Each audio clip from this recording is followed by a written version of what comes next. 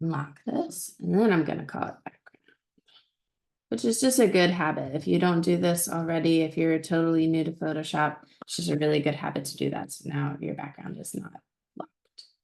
So the easiest way to dye your background one flat color is to go to your handy dandy paint bucket, which was right here. And you can double click your fill color here, and then you can go on a color scavenger hunt for whatever you might want to use, okay? And then you just click OK, and you dye it that color. Now let's say you want to maybe do a gradient. You can, I'm gonna click this off just so you can kind of do it that way, which is just you already have your colors selected, and then you're like, oh, that's a nice gradient. The line when you're, and I'm just clicking and dragging it, it's just telling my background which way I want it to go, light to dark. And there are some ways to get in to edit the gradient and kind of make it kind of come out from the center and things like that. I don't want y'all to get too bogged down right now with things like that, but there is the nice gradient map tool where you can kind of go in and play around with that. But I don't want you to feel like you have to do that. If you just want a gradient and you think it would look nice, you can kind of just, you know, work with your computer to do it just with the gradient tool over here. Okay.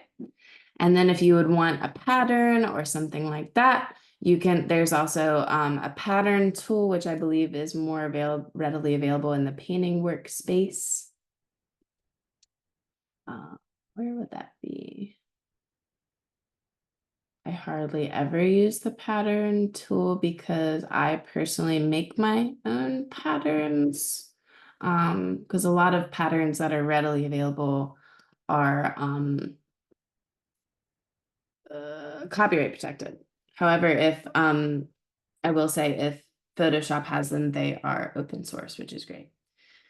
So if you go to window and pattern, see how I just kind of searched it here? I just updated Photoshop, so some things are in weird places for me. Anytime you don't know where something is, just put it in the old help search engine and it'll tell you. It's impossible to remember where everything is forever.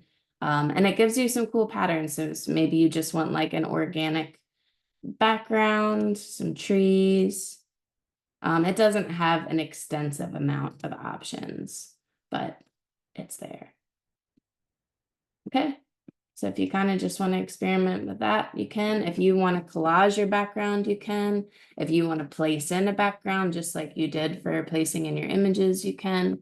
Those are just a couple of options, okay? Cool. Rad.